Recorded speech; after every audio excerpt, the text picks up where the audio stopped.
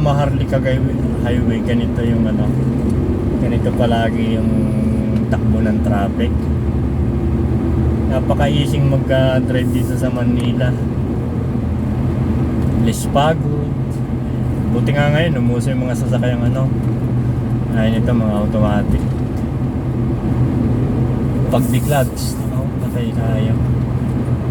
Mapagod, lalo pag mga traffic. Kami naman simula magbukas ang Skyway, talagang meron ng mga sasakyan namin. May mga RFID na. Hindi kami nakakasabay ng mga gaya dati na full kasi nga pinagbawal na. Pero may ilan pa rin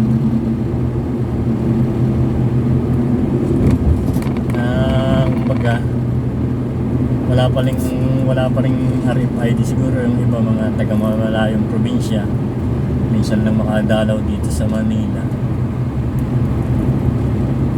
Wala namang problema yung pag nag-load ka ng RFID, wala namang expiration yun, no? Kaya ako minsan parang hindi mo na rin dahilan na malayo ka sa Manila, kumbaga, tapos aksidente lang kung mapabiyahe ka halimbawa ng Manila, hindi naman na-expire yun. Saka once na magpa-install ka ng RFID, ayun naman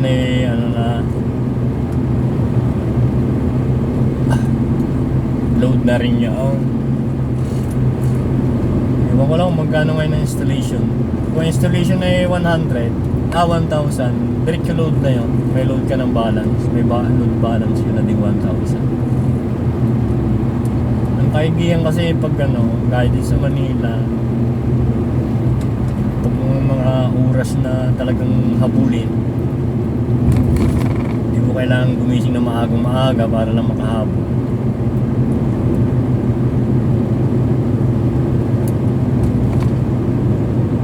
Kapag natapos na yung S-Lex, yung connector nito, baka Manila to Lucena, siguro mga 2 oras sa estimate ko. Pero parang in-estimate na yun ng mga gagawa nung parang abutin lang yata 1 hour and 45 minutes. Pero mo yung guys, 1 hour and 45 minutes. Pwede kang kumbaga parang basic, pwede kang kung Tagalucena ka 3 bisis ka luluwas ng Manila sa isang loob ng isang araw, may allowance ka pang oras.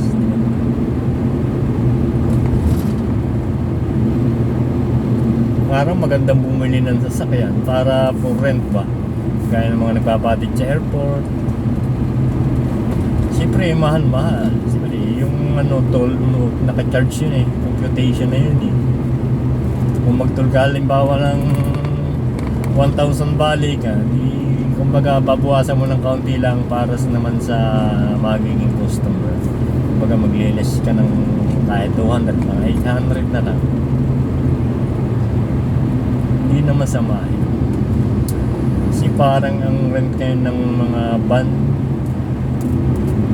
pag below to airport yata lang, hindi ako nagkakamali, parang yata 8,000 or 6 doon, depende sa laki ng unit.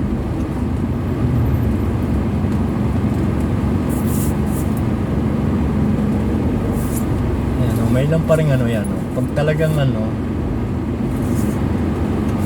pag wala ka talagang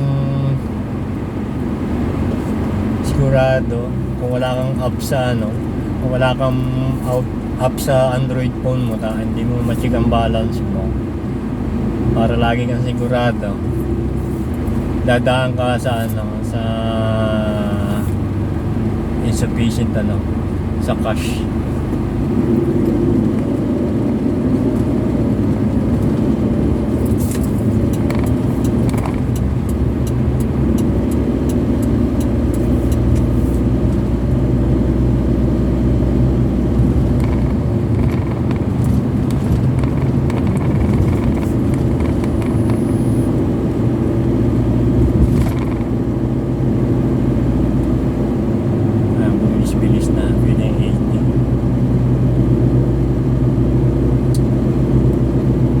masama ang ano ko guys napabanyo ako eh.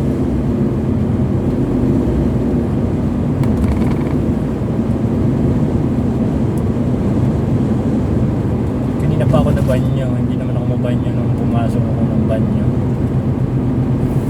Guys, nasa part tayo ng Pasay, Villamor Air Base. O yan, pagpasahod ka dito ka sa part na ito, kanan ka. Hindi baka magkamali ka ng pasok. Papapasok ka ng Manila. Baka kapag U-turn ka.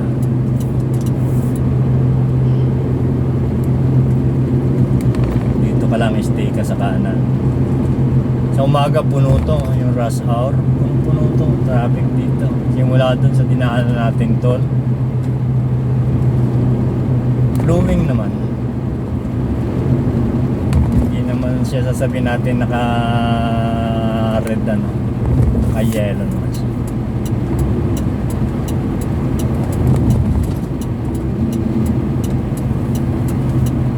Yan guys, ito naman sa signboard kailangan talaga sa kalsada marunong ka magbasa, yun ang the best. Nakalagay naman Alabang, Calamba, Batangas, may araw naman siya. Yung Alabang, Calamba, Batangas, yan yung pinakaparang ano lang naman yan kumbaga guide. Kumbaga kaya mo Tagalasena. Kung pinakadulo ng signboard Batangas, pagdating mo sa Batangas doon pa naman mag-a-adjust. Makita mo doon yung karatula kung saan yung papuntang Bicol, yan, Lucena. Yung pinaka-importante kasi marunong ko magbasa. Hindi siya lahat marunong bumasa halos ang tao ngayon. Ilan na lang yung talagang hindi. Kumbaga nga lang, kailangan laging marunong ka mag-observe.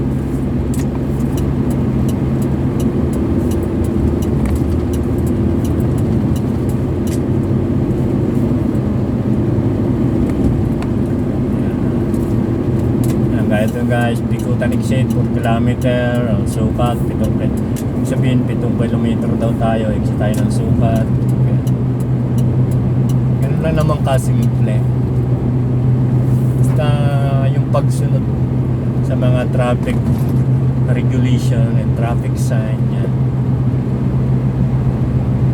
Ayun, nasiraan yung ganyan. Mahal yan guys. Kasi nakaano ka ng traffic Ewan ko lang kung paano ganyan. Siguro pag bago naman sasakyan wala namang issue. Kasi pag luma, alam mo naman luma, tapos dadaan ka ganito. Kasi once na maka-blank ka dito ng isang lane, ang laki na ng cause ng traffic sa panahon ngayon. Sa dami ng volume ng dumadaan dito araw-araw. Kaya pag na-blank ka ang isang lane, kumbaga malaki na ang may dulot na traffic. Kaya yun ang hindi ko alam lang sa ganyan. Pero wala siguro kasi sino ba naman ang may kagustuhan na pumiri ka sa gitna ng highway? Wala naman siguro.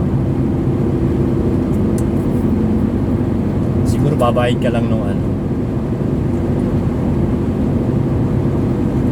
Kasi dati nung magkaroon ako ng paglabag, tumatund ako ng hearing sa Libor nung nasa Banawi pa sa Quezon City. Tapos yung motor, maraming mga parking sa mga bangkita lang Hindi naman talaga, wala naman ticket na for parking talaga. So ngayon siguro nag-complain nagreklamo sa MMDA yung may-ari ng bahay. Bahay lang kasi parang residential o yung harap ng opisina ng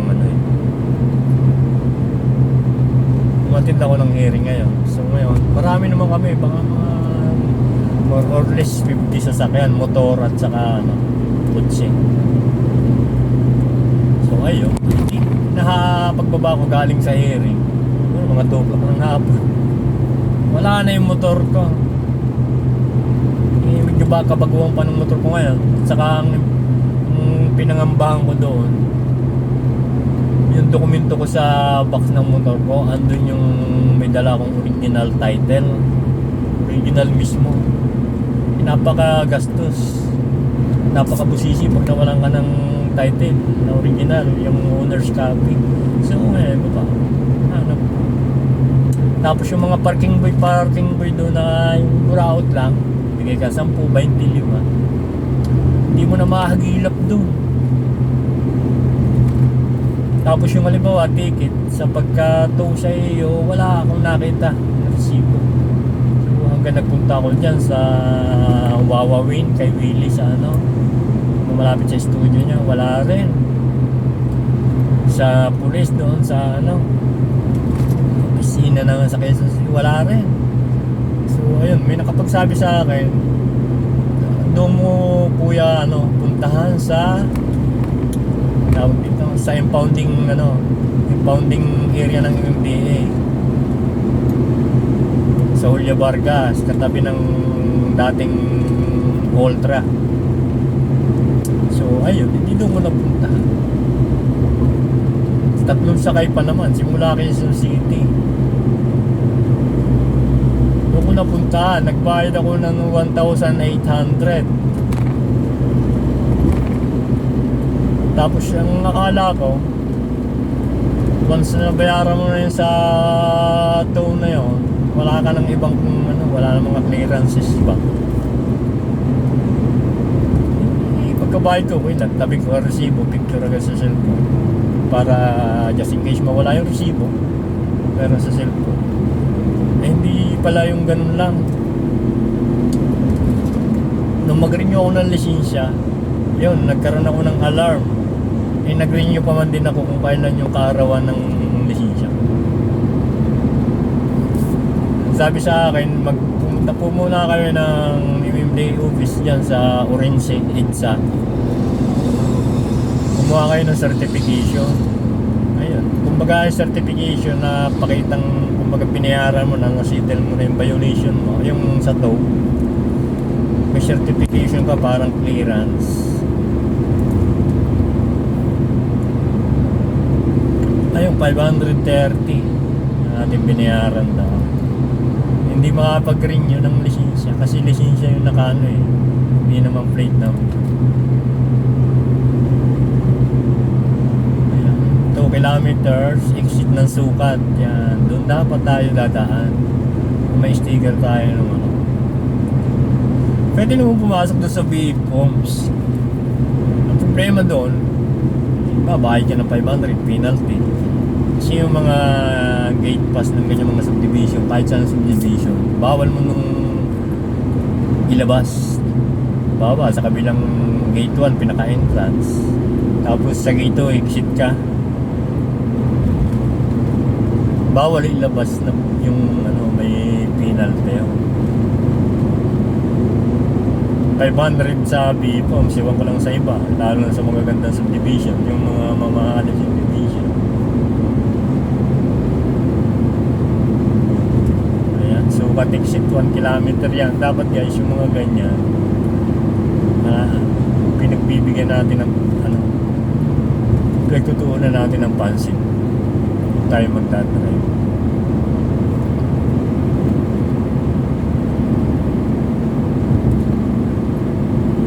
Guys, kung wala nito, abutin tayo ng mga 1 oras simula bahay hanggang Lasal, hanggang Ayala Labang, abutin tayo ng ano, 1 oras. Eto, anong oras tayo umalis ng bahay? Alas ano lang eh, bisa Google Map 40 minutes lang, pero baka nasa mga 20 minutes na tayo tumata.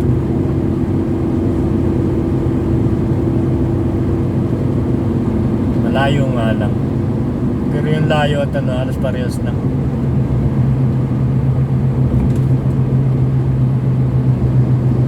Yan, exit. Pag exit ka guys, dapat sa pinakatabi ka. Tapos ugaliin mo lagi yung mag-ano. Ba, traffic dito. Mga may aksidente dito. Ito ba yun? May nasiraan or aksidente. Aksidente wari, oh. Hindi. Ah. Kala ko yung sasakyan bumaliktad ng harap.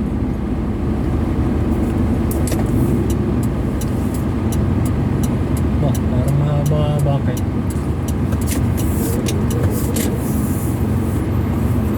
Ano meron dito?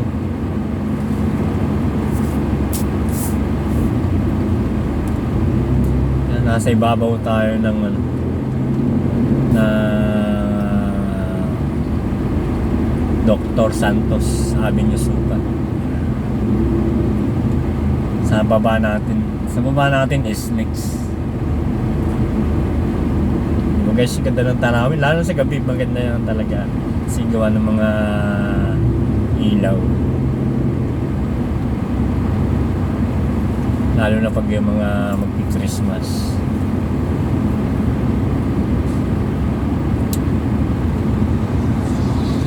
Kailan kaya tayo guys magkakaroon ng katulad niya, no? Tawag sa kanya billboard. Ayan, billboard ni sino ba yan? Si Papa P. Tapos yung sumunod ay si ano, sinong artista ito? Gandang bata pa rin tayo. Sino nga po pangalan niya? Si Barbie Fortiza. Tapos yung sumunod, kung hindi tayo nagkakamali, hindi malabo na ang ating mata. Ba't parang traffic dito? Sino nga ba yan? Parang ano, hindi pa natin gano'ng ma-recognize. Parang si ano yan, Catherine ba? Makita natin. Ganon. May ano, parang may nasiraan dito. May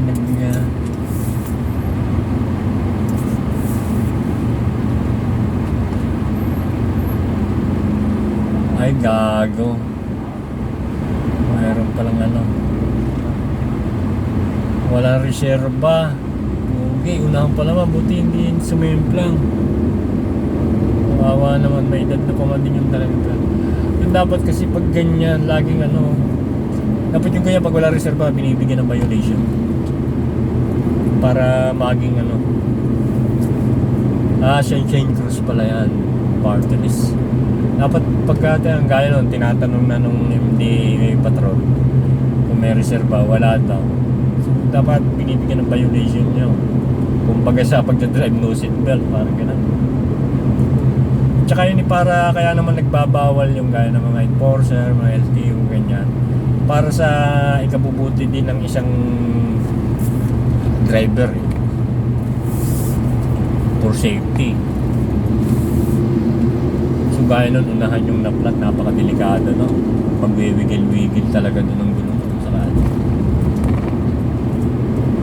Ayan dito guys, kung pa-slicks ka, Batangas, Calamba, pinakakanan ka.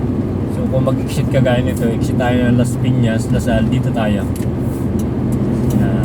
Dito. Calamba, slicks. Kaya kailangan talaga eyes on the road palagi. Gaya ito, ang destinasyon natin pa Ayala, Alabang. Paano napunta tayo Calamba Ice Lakes. But huwag kang magpapanik. Kung sakali lumampas ka sa dapat mong exitan, huwag kang magpapanik kasi may kasunod pa yan. May exit pa dyan ng Mamplaza, either ay may exit dyan ng tawag dito, yung papunta dito sa City Hall ng ano, sa court ng Tinlupa. May exit ng Binyan, may exit ng Southwoods, marami naman. Kumbaga, yung ano, hindi yung bayad, hindi saka maabala ka sa oras. Basta guys, sa pagdadrive, huwag ka lalong magpapanik. So, since tayo nga ay ano, nakamotor tayo palagi, yun yung pang-araw-araw natin. Yun lang ang kagandahan, nakakapag-drive tayo ng 2 wheels at saka 4 wheels. Alam natin ang galaw ng sasakyan. Gaya ko, naka 4 wheels ako. Pag may 2 wheels ako sa harap, alam ko kung anong gagawin nito. Kasi halos ng naka 2 wheels, kalimitan yun yung kumbaga ano. So ngayon, kung naka 2 wheels ako ngayon, may 4 wheels sa harap. So, kumbaga, alam ko na rin kung anong ang mga gagawin niyan. Saka ano yung distance. Keep lagi ang distance. Kasi merong mga merong kakaliwa na pala, kakanan, hindi talaga gumagamit. Nasanay sa nasanay sa probinsya, sa bundok. Kaya nagsit tayo ng Pilinbis sa Alabang sa Punta Road. Yan. Nagsit tayo. Mamaya guys, dito rin tayo dadaan. Habang wala pa tayong sticker. Ayan, may mga tagubil, no sufficient load, no entry. Yan. Hindi ka sure sa load mo at wala kang app sa cellphone, hindi ka nang kapag-download. So, magsigurado ka sa Tsaka gaya dito, strictly na ata dito talaga. Pwede pa din ata dito naman ang kas. Wala namang Yan, may nakakaratula, no RP. Yan, huwag ka susunod dyan pag ganyang Saan kaya ako dumaan? Dito na, maaga pa naman. Pwede naman pala doon.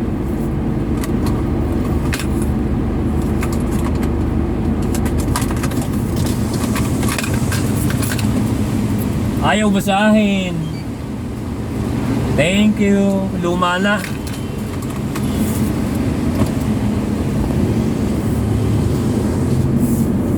Tawa si ate.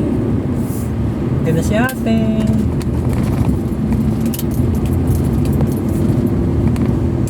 Dito na kaya tayo sa taan eh.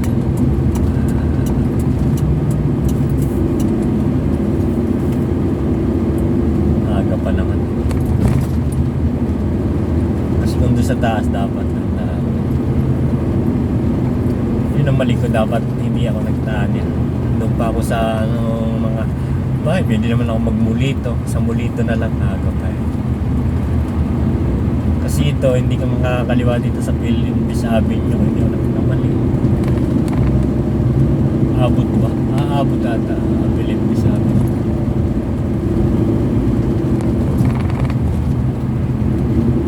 Abot ito Pilinbis. Pero pag malabo kayo siyang mata, hindi mo makita. Pilinbis na ba ito? Oo, yan, Pilinbis Avenue.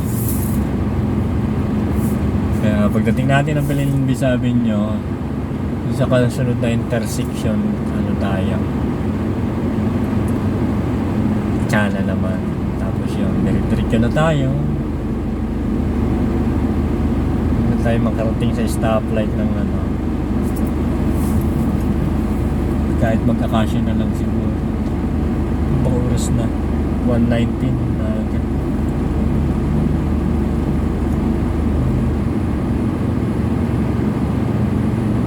go.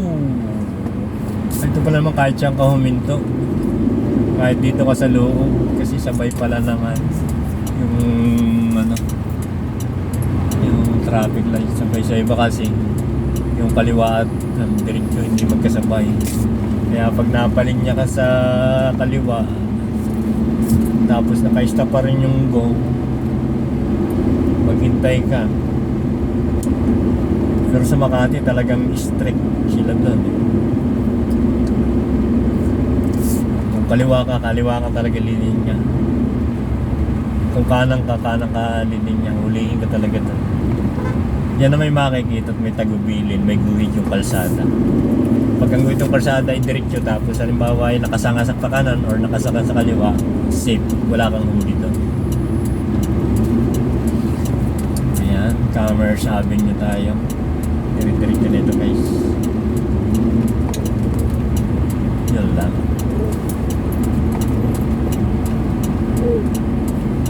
Yung gaya nito guys, lagi kang sa gitna tatayo kasi dito may kaliwaan para safe sa huli. Hindi mo na kasi makita hindi mo na marinig pintura sa karsada. Pwede doon diretso or pwede ang diretso or kaliwa.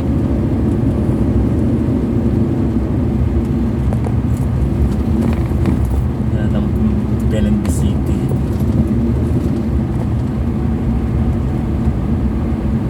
Gaya napalitan makakalinya ka doon, may barrier diyan, makakakaliwa ka pilit dyan.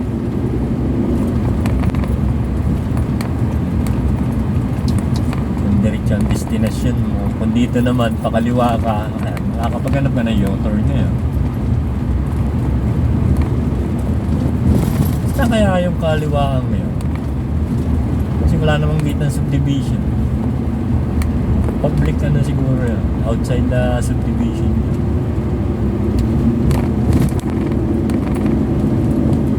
Yan, pwede na tayo mag-stay dito sa kaliwa kasi wala naman tayo wala dito ang kaliwaan maliban dun sa gate ng Madrigal.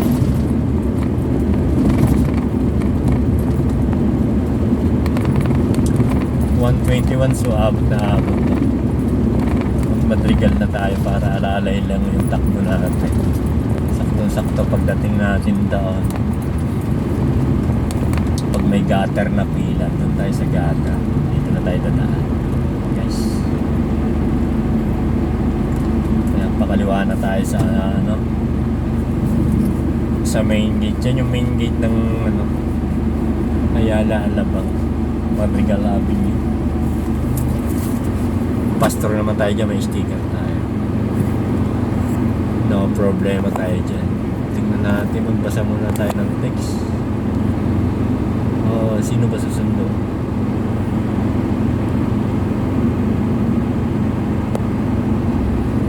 Reply ko muna.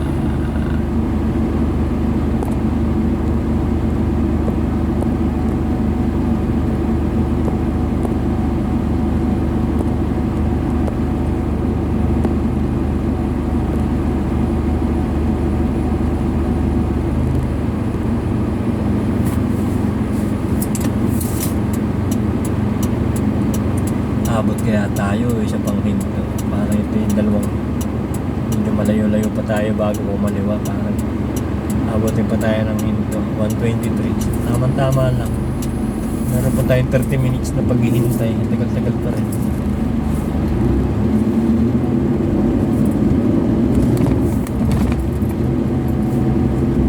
Dito na tayo dadaan.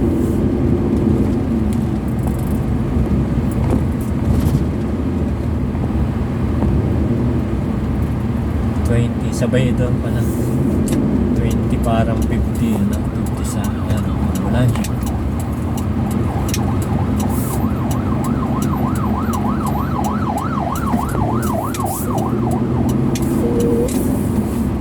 Mga ganyan, igagalang natin yan, buhay ang nakaano yan. Kaya minsan yung mga gaya dati may aksidente, nabangga ng ambulansya. May kasalanan doon yung hindi driver ng ambulansya. May kasalanan doon na yung driver ng nakabanggaan ng ambulansya. Kasi dapat pag ganyan, aware ka na dapat.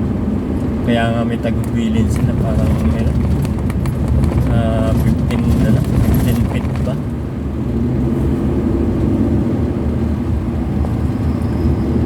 Sa mga gaya ng mga armored car naman, hindi dapat natin yan tinakat din or binubusinahan or binubuntutan. Kasi alam naman natin pag ganyan, gaya ng mga armored car, ginagamit talaga yan dito sa Pilipinas. Siguro ganyan sa ibang bansa, sa mga bangka lang. Saka isa pa ang armored car, yan, limited ang lang yan, limited lang ang vision yan, mapapansin mo.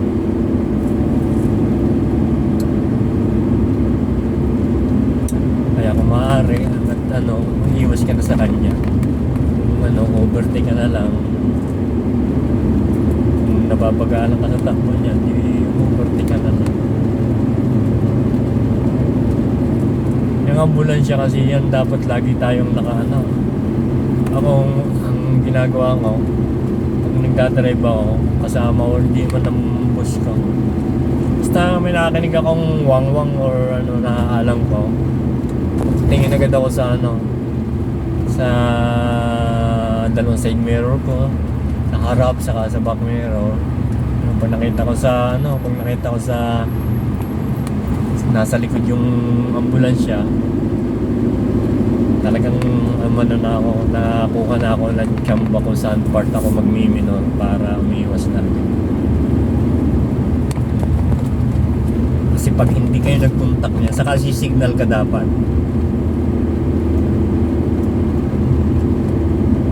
Kasi pag hindi kayo nagtugma, signal ka pa kanan, takbo yung ambulansya ng mga 100 or 80 kph.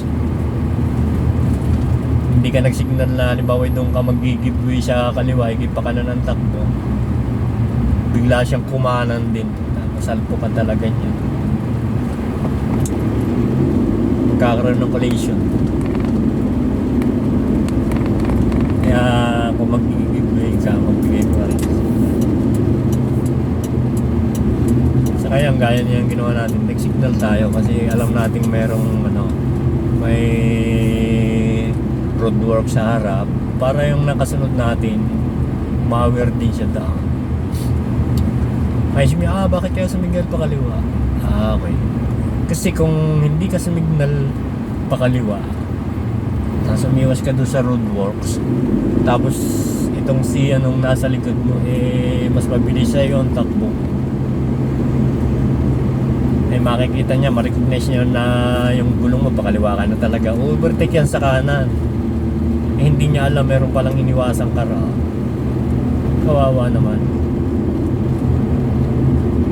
Kaya sa pagdadrive, hindi lang yung sasakyan mo ang kumbaga parang binabantayan mo. Kailangan yung kumbaga sa yung kapitbahay mo sa kalsada, obserbahan mo din yan. Kung nakita mo medyo reckless yung nasa likod mo, pabudyot-budyot, patutok-tutok sa'yo, tutok ka, ganyan, naangat, umiwas ka na.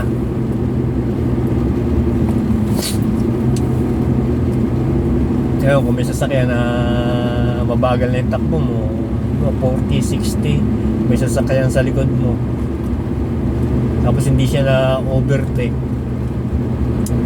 yan, medyo kumbaga maging alert ka. May madaanan ka kahit gasolinahan or police station, medyo magpaminor-minor ka doon. Kasi baka mamaya yung nakasunod sa iyo, hold upper or Kaya maraming sa pagdadrive marami ka dapat pinag-aaralan. Sa totoo lang guys, hindi ako master, hindi ako professional. Pero sa loob ng 9 na taong ko dito sa Manila, sa pagdadrive, more on sa motor ako. Kaya minsan nga lang, gaya may 4 wheels ako, medyo nakakalimot din ako na iniisip ko motor ang dala ko. Kaya kung may kaibang minsan ako bigla kahit 4 wheels. Pero sanay naman ako kahit kung may ibang ako sa motor. Hindi basta-basta ako kung may kaibang diyan, maliit o malaking kaibang, yung bengkeng, parang parang may iniiwasan ka. Maliit o malaki man, tumitingin lagi ako left and right agad sa side mirror.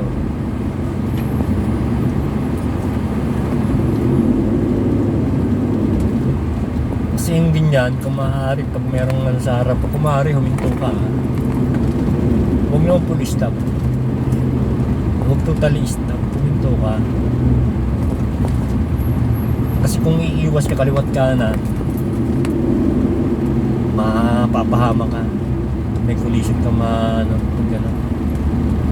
Parang wala pong nakapila dito. Ano bang oras? 1:30 na eh. Pero pwede na dito either may nakapila na eh, pwede para malapit-lapit yung paglakad ng aking susunduin. So ayun guys, for today's video, salamat. 30 minutes, so meron pa akong ayun, meron yan, tapos na meron na, dito tayo.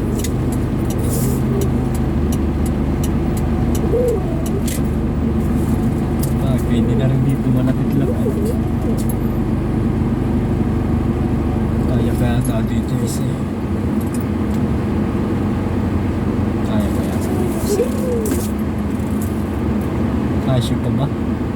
dapat yung pedestrian walk ginagalang natin.